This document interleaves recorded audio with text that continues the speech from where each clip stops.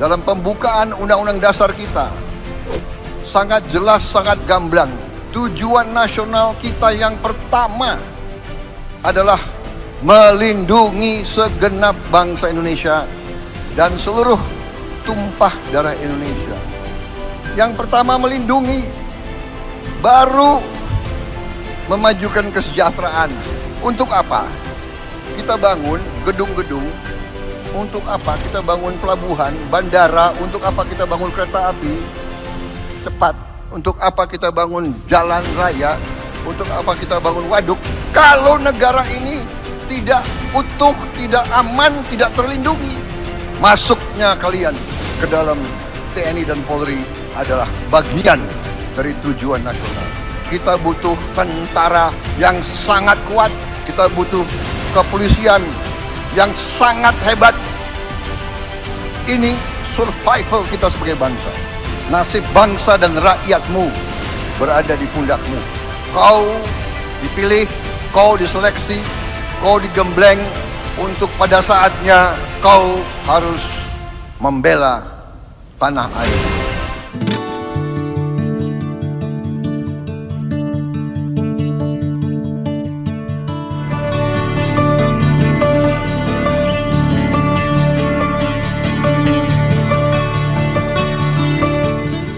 Bismillahirrahmanirrahim. Assalamualaikum warahmatullahi wabarakatuh. Pemirsa TV Masumi dan Ahmad Nik Channel. Siang ini kita jumpa lagi ya untuk bincang-bincang yang sangat luar biasa topiknya ini. Kita pasti semua teman-teman dari Sabang sampai Merauke pasti menanti apa judul yang akan kita bahas ini kali ini, yaitu tentang pernyataan Prabowo Subianto yang sangat-sangat luar biasa kalau menurut saya ya pribadi. Ini sangat mungkin berbeda dengan Jokowi.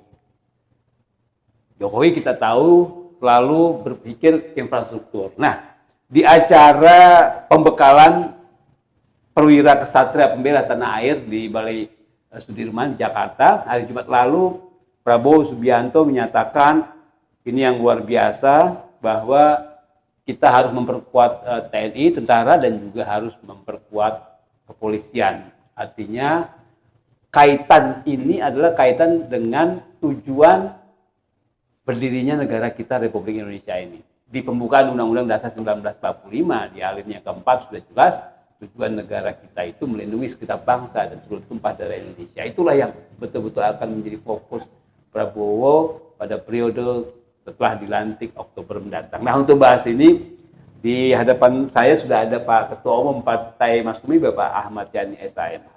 Assalamualaikum. Waalaikumsalam warahmatullahi wabarakatuh, Pak Eri. Ya, silakan. Kira-kira gimana nih? Menarik banget ini namanya Pak Prabowo kok agak beda nih. Artinya memang sebetulnya memang beda ya dengan Jokowi. Sekarang dibuktikan memang betul-betul beda. Visinya beda. Silakan.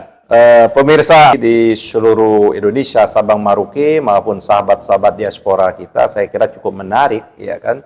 Pidatonya presiden elektoral kita, ada presiden terpilih kita, yaitu Pak Prabowo Subianto, dalam acara pembekalan perwira muda. Iya, perwira muda. Kan perwira muda kemarin itu dilantik ya, dari 3 angkatan dan 1 akpol. Angkatan udara, angkatan laut, angkatan darat, dan akpol, akademi kepolisian.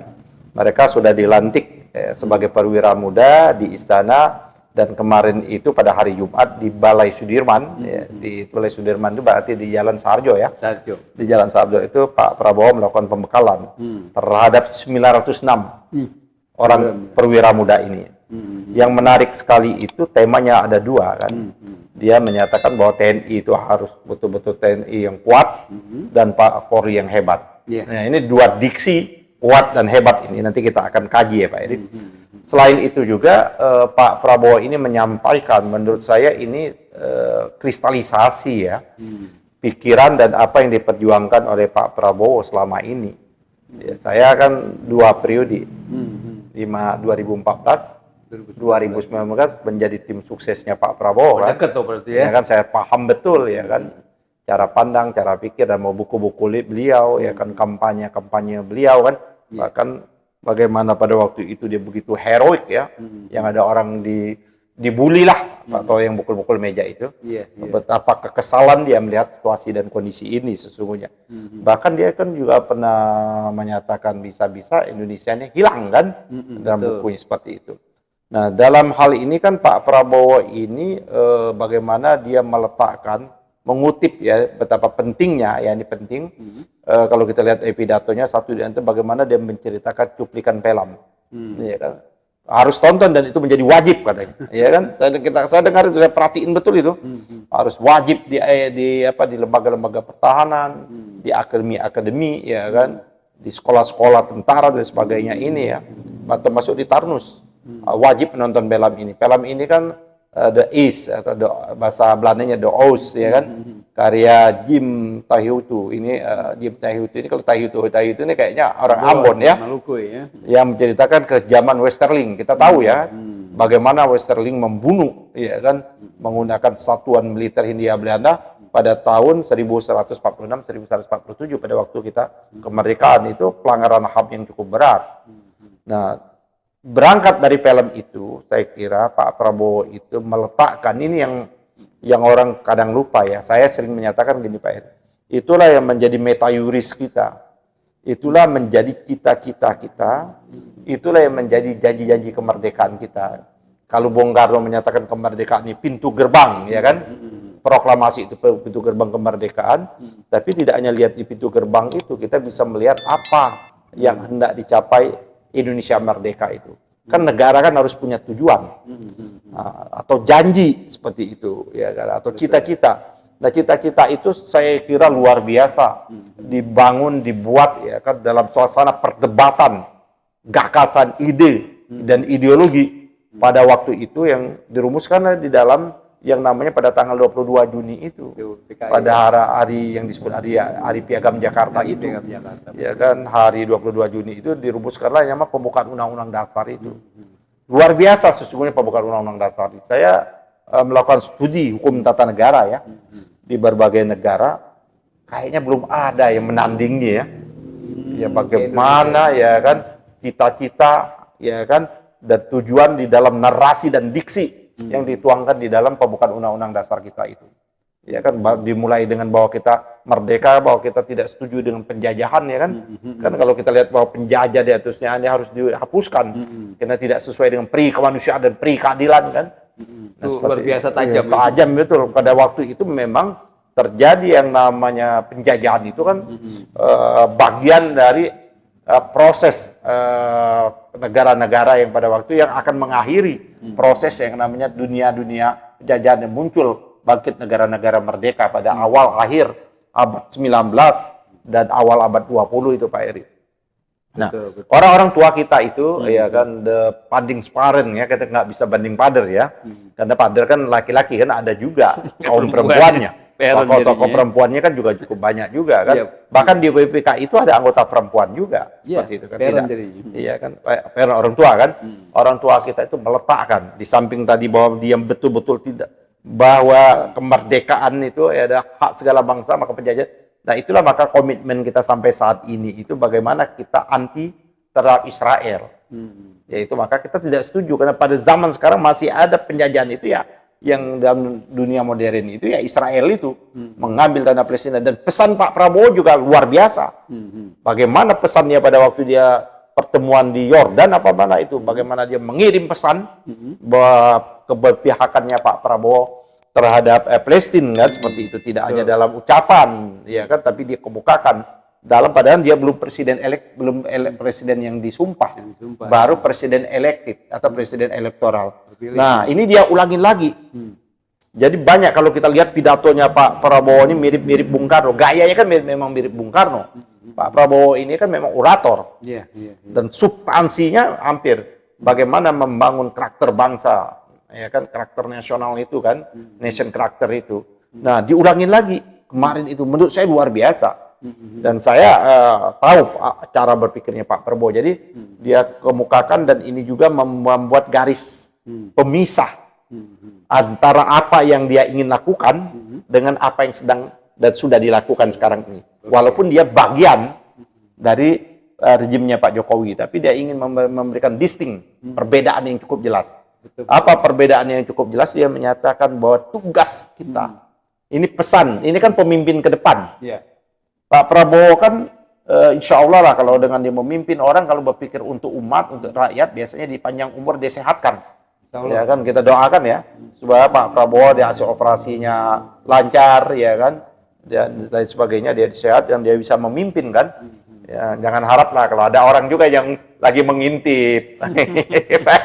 Ini ada masalah, ada yang pengintip. Pasti itu. Ada yang lagi mengintip, lagi berharap-harap cemas, ya kan. Mungkin doanya, ya kan seperti itu. Ya kan, yang buat buku, Iya. the next presiden. Betul, the next president itu seperti itu kan. berharap Ya betul. kan, Gibran lah kita sebut, ya kan. Seperti itu. Saya kira dia jangan keceleh nanti ya. Ya kan, nah, Pak Prabowo sudah meletakkan apa yang ditanamkan kepada perwira muda, karena perwira muda inilah yang akan menjadi estafeta kepemimpinan. Jadi tepat sasaran Pak Prabowo itu tidak ditujukan hanya kepada elit, karena elit paling berapa tahun lagi sih? Pak Prabowo juga menyadari paling 10-15 tahun yang akan datang, kita juga seperti itu. Tapi bagaimana dia sudah menanamkan bibit-bibit, ini kan bibit nih, Iya. perwira-perwira muda ini yang akan menestafeta perjuangan kita. Dan Pak Prabowo sudah mencanamkan betul, menusukkan betul ke jantung rasa pikirannya dalam pidatonya itu, menurut saya. Yang dia kemukakan itu bahwa yang jauh lebih penting kehadiran negara itu melindungi seluruh tumpah dan darah. Pak Heri. Melalui TNI dan polisi. Ya, artinya tugas Ya, utama betul. negara itu, Sesuai tujuan. kehadiran negara itu, kan kalau kita bicara negara, kan negara yang abstrak ya. Dalam rangka konkretnya itu kan pemerintah yang diberikan bahasa ayat 4 itu kan apa yang dicita-citakan itu dilaksanakan, diwejantahkan, diprogramkan oleh pemerintah. Pemerintah yang jalan. Ya kan, pemerintah yang menjalankan. Apa? Melindungi segenap tumpah darah ini. Itu yang paling pokok. Pertanyaannya sekarang ini, apa betul negara hadir? Apa betul pemerintah sudah melakukan yang namanya tujuan mandat dari konstitusi itu? Untuk melindungi itu Melindungi. ya. Bagaimana dia mau melindungi seluruh tumpah darah kalau cara pandang kita, cara pandang kapitalistik, cara pandang kita oligarki, bahwa pemilik modal yang lagi diutamakan rakyat digusur di mana-mana. Dia dicabut dari akarnya, kasus Rempang, kayak kasus sekarang ini, Iya. yang lagi rame PIX 2. PIK 2 ya. Bagaimana itu kan proyek perumahan swasta dijadikan proyek negara. Ya kan, yang namanya apa istilahnya, program strategi nasional, PDN. ya kan, Ya. ya proyek strategi Proyek, nasional, ya seperti itu kan kepentingan para oligar, ya kan, yang rakyat, tanah tempatnya sawah bagus, sungai, yang berteriak bagaikan musafir di padang pasir, saudara Said Didu, ya kan, berteriak, ya kan, kita membutuhkan. Saya kira Said Didu membutuhkan, kita butuh Said Didu lagi kan. Tapi saya kira apa yang disampaikan Pak Prabowo di depan 900 lebih berapa tadi? 906 ya, perwira muda, sebenarnya itu terimplementasi dalam hal konkretnya itu Pak yang dilakukan oleh Said Didu. Karena Said Didu ingin melindungi seluruh tumpah darah itu seperti itu.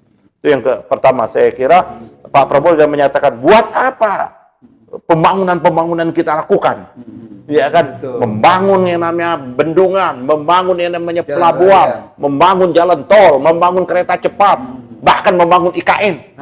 Kalau mau diteruskan kan, ya kan? Ujung-ujungnya Ya kan? Membangun IKN, tapi rakyat tidak terlindungi. Buat apa? Atau buat apa kerja? Jadi saya kira Pak Prabowo ingin meletakkan, ya kan, landasan kuat, kokoh, pilar yang kuat betul kepada perwira-perwira muda ini. Baru setelah melindungi segenap tumpah darah kan, baru yang kedua itu mencerdaskan. Oleh karena itulah maka programnya, kalau visi dan misi Pak Prabowo itu bagaimana dia ingin mencerdaskan pola pendidikan. Kita berharap betul nanti pendidikan ini betul-betul bebas, gratis. Tidak ada lagi UKT. Pak Prabowo kan juga mempersoalkan kok ada UKT. Zaman mertuanya pun sudah banyak beasiswa murah. Zamannya Pak Harto kan pada waktu itu, ya kan, bisa nggak? Bisa. Uang kita ini banyak Pak Eri, cuman uang kita banyak ini menurut Pak Sumitro juga maupun itu kan menyatakan bocornya luar biasa. Bahkan Pak Prabowo menyatakan kebocorannya luar biasa, mendekati 40-50%. Ini di pertambangan saja.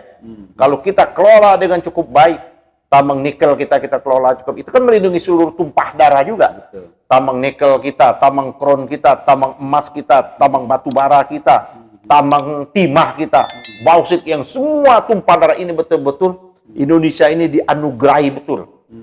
Dianugerahi, dan memang kalau memang dikelola dengan cukup baik, jangan-jangan memang kita sebagaimana dikemukakan oleh Abraham Samad, per penduduk Indonesia itu mau kerja atau tidak sudah mendapat bagian 20 juta rupiah per bulan. Per bulan. Bukan kalau sekarang ya orang lahir kena utang. Iya. Kayak gitu loh. Ya. Sebayangkan sekarang ini kalau tampak, bayangkan mereka menggunakan sumber daya alam kita, mereka kaya raya, yang para kapitalis ini, para oligarki, baik pengusaha tambang ya dan sebagainya seperti itu, tapi negara tidak mendapat manfaat yang sebesar-besarnya. Padahal pasal 33 ini temanya Pak Prabowo juga. Coba lihat aja nanti dia akan mengutip juga pasal 33. Ya kan, bumi, air dan kekayaan yang ada di dalamnya ya dikuasai oleh negara dan digunakan seluas-luas sebesar-besarnya untuk kesejahteraan rakyat seperti itu. Yang sekarang menjadi hilang. Ya kan? Bayangkan kepentingan swasta dijadikan distempelkan. Ya kan, distempelkan menjadi proyek strategi nasional ini. Kayak PIK 2. Betul. Jadi Pak Heri menurut saya ini hal yang paling mendasar. Jadi melindungi segenap melindungi segenap tumpah darah. Baru setelah itu setelah dia terlindung maka dicerdaskan dia. Dicerdaskan, mencerdaskan kehidupan bangsa.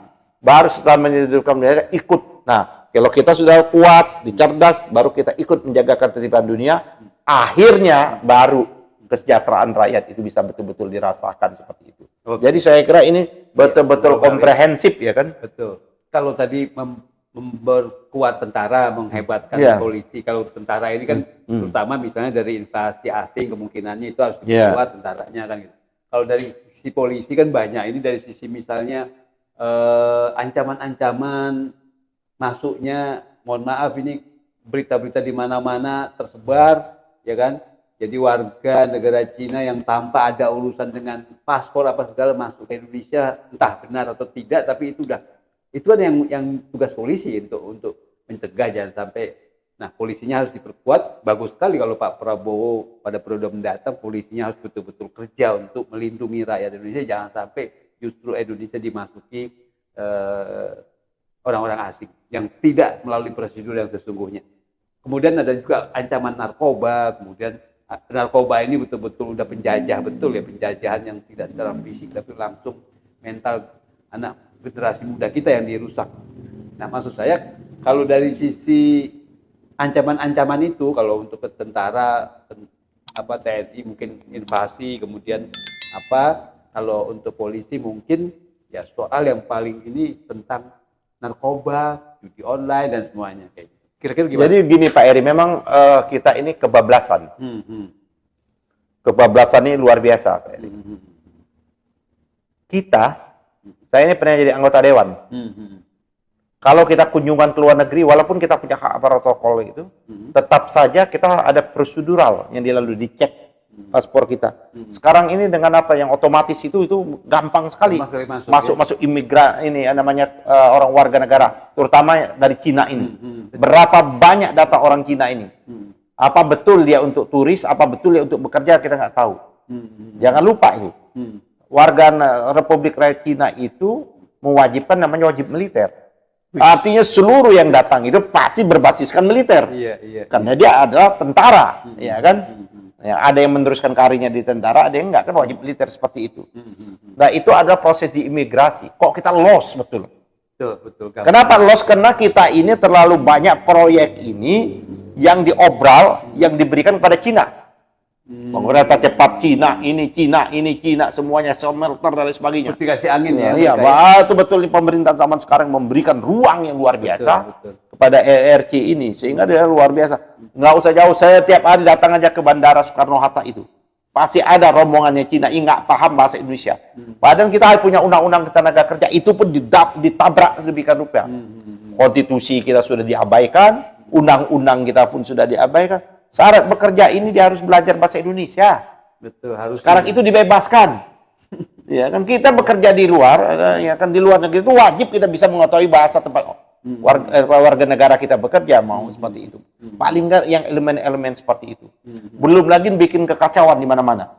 Bagaimana dia menambang warga negara Cina itu perusahaannya tanpa izin. Bukan di Morowali, di Aceh. Yang di Aceh, oh. Ya, belum di Muarawali dan lain sebagainya seperti itu. Proses smelter yang dibangun ini yang disebut ilirisasi itu banyak masuk ke mana? Banyak lari ke Cina atau banyak ke Indonesia. Itu yang dikemukakan oleh ekonom kita Faisal Basri kan. Berapa hanya orang menyebut nama lu. Faisal Basri itu menyebut 3 nama. Itu bahkan dari KPK, cuman KPK-nya bebek lumpuh seperti itu loh. Ya. Jadi menurut saya Pak Eri itu satu persoalan. Nah, yang di samping lain memang kalau kita baca ya Pak Eri, ini secara konsepsional kan, kita harus secara konsepsional ya. Secara konsepsional itu kan tentang pertahanan dan keamanan itu diatur di pasal 30 Pak Eri. Kalau kita baca pasal 30, usaha pertahanan dan keamanan negara dilaksanakan melalui sistem. Jadi usaha pertahanan dan keamanan negara itu dilaksanakan melalui sistem pertahanan dan keamanan rakyat semesta oleh pertahanan oleh Tentara Nasional Indonesia dan Kepolisian Republik Indonesia. Jadi membagi tugas pertahanan menjaga kedaulatan negara, ya kan, menjaga kedaulatan negara dari serangan, ekspansi, baik dari luar maupun dari dalam, itu tugasnya tentara. Tugas polisi ada menegakkan ketertiban, law order, menegakkan ketertiban di tengah-tengah masyarakat. Jangan kebalik-balik nih, seperti itu. Dan polisi diatur berdasarkan undang-undang kepolisian, tentara diatur berdasarkan undang-undang ketahanan. Nah, di tentara, ini juga ini perlu kajian. Tentara tiga matra, angkatan laut, angkatan darat, dan angkatan darat, angkatan laut, angkatan udara, angkatan darat. Kan dia menginduk kepada Kementerian Pertahanan. Iya kan? Nah, polisi dia langsung menginduk kepada presiden. Nah, yang ini menurut saya perlu dipikirkan ini. Harus ada ya kan, ada yang seperti ini. Mungkin ada menteri keamanan ya. Ada menteri pertahanan, ada menteri keamanan seperti itu. Dipisah ya. Iya, jangan jadi dia pelaksana pembentuk regulasi, dia pelaksana dan dia juga menilai tentang regulasi seperti itu. Nah, kembali lagi kepada TNI. Contoh, kita kan selalu menggunakan term yang abu-abu. Kayak di Papua. Kalau menurut saya itu bukan wilayahnya, lagi wilayahnya keamanan. Harus pertahanan. Wilayahnya pertahanan. Betul. Karena itu sudah mengibarkan bendera. Masalah pendekatannya nanti ada pendekatannya teritorial, pendekatannya penggalangan itu lain. Tapi itu ada menjaga kewibawaan, harkat, martabat, dan kedaulatan negara. Oleh karenanya tidak bisa kita kategorikan KKB. KKB itu kelompok apa namanya? Ya, KKB itu kelompok mengganggu gangguan keamanan. Kelompok kekuatan bersenjata. Kalau saya pegang udah separatis dia. Separatis, ya kan ingin mendirikan negara dong. Betul. Bagaimana dalam negara menginginkan negara seperti itu? Memisahkan diri ya. Memisahkan itu. Nah, itu yang menurut saya memang harus. Dan pertahanan kita sekarang kan tidak hanya fisik. Bagaimana siber, kayak kemarin, jebol pusat data kita. Pusat data nasional, PDN. Tidak hanya semata-mata keamanan. Di situ ada wilayah pertahanannya. Karena data kita loh masuk. Bagaimana kalau suatu ketika data itu blank, terus pesawat terbang tidak punya panduan, bisa tabrakan. Betul. Itu wilayah pertahanan menurut saya. Jadi harus diletakkan betul. Nah, dalam rangka menjaga ketertiban, law order, ketertiban di tengah-tengah masyarakat, memang tugas polisi. Polisi itu adalah aparatur sipil yang diberikan kekuatan. Militer. Bukan. Yang diberikan kekuatan hukum untuk menegakkan hukum. Dia aparatur sipil yang diberikan kekuatan oleh undang-undang dalam rangka untuk menegakkan hukum, bukan menegakkan kedaulatan. Nah, seperti itu. Nah, jadi memang menurut saya yang ini perlu ada penataan ulang. Nah, kasus narkoba. Narkoba ini ada dua perspektif. Narkoba dalam konteks adalah kejahatan, keamanan. Narkoba dalam konteks pertahanan. Dua-duanya masuk ya? Iya dong, masuk itu, makanya ada kolaborasi. Dalam konteks lihat domainnya adalah domain keamanan, maka polisi. Kalau kayak narkoba, pemberantasan itu tugasnya polisi. Bagaimana narkoba yang dikirim dari Cina itu luar biasa. pil ekstasi itu kan murah. Maka saya tidak yakin pada waktu kasus Freddy itu katanya dia membuat ekstasi itu di penjara. Jangan-jangan itu memang datang dari Cina. Dibuat murah supaya itu dibawa ke sini kan. Nah, ekstasi. Terus judi online. Itu keamanan. Pada satu sisi itu memang wilayahnya polisi. Narkoba, judi online dan sebagainya. Jualan manusia itu Trafficking, ya kan, human trafficking juga seperti itu. Tapi ada wilayah-wilayah yang irisannya wilayah-wilayah pertahanan seperti itu. Nah, saya kira sudah saatnya juga memberikan porsi kepada TNI. Ya kan, itulah yang mungkin yang dikemukakan oleh Pak Prabowo, TNI kita yang kuat. Nah, untuk memperkuat TNI kan tentu dengan alat, infrastruktur dan lain sebagainya. Dan kepolisian yang hebat. Kepolisian yang hebat itu artinya polisi kita yang mampu betul menegakkan law order, menjaga ketertiban sosial, tapi tetap berpijak kepada human rights. Nggak boleh kasus salah tangkap kayak kemarin di Cirebon. Banyak hal-hal yang seperti itu. Tidak boleh lagi terjadi pengambilan nyawa manusia, model kayak Freddy Sambo. Ya. Tidak boleh ada lagi kasus-kasus backing narkoba, kasusnya kayak kasus Teddy Minahasa dan sebagainya seperti itu. Pak Eri. Nah, jadi menurut saya apa yang disampaikan Pak Prabowo ini kita tinggal pas sekali menindaklanjutan. Dan inilah dia membuat yang namanya distinct, perbedaan. Kalau Pak Prabowo yang kemarin kerja, kalau kata Buya Hamka, kerja, kerbau itu kerja. Ya, kalau betul memang kalau lihat memang Pak Jokowi tidak punya ideologi. Kalau betul apa yang dikemukakan oleh Rieke Diah Pitaloka. Rieke kan pernah menyampaikan di media sosial atau di YouTube, saya pernah dengar pada waktu dia menyampaikan kepada Pak Jokowi ini tuh bilang kalau kita nggak butuh ideologi, ya kan? Nah, artinya memang sangat pragmatis. Nah, ini sangat kontras, sangat yang namanya paradoks. Nah, bukunya Pak Prabowo kan ada juga judul paradoks.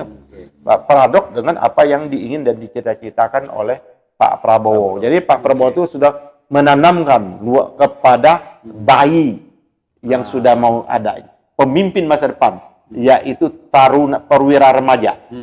906 orang tersebut. Mereka sadar ini. Mereka diberikan diinjeksi betul adalah tentang nasionalisme, tentang keberpihakan dan cita-cita dan tujuan kemerdekaan.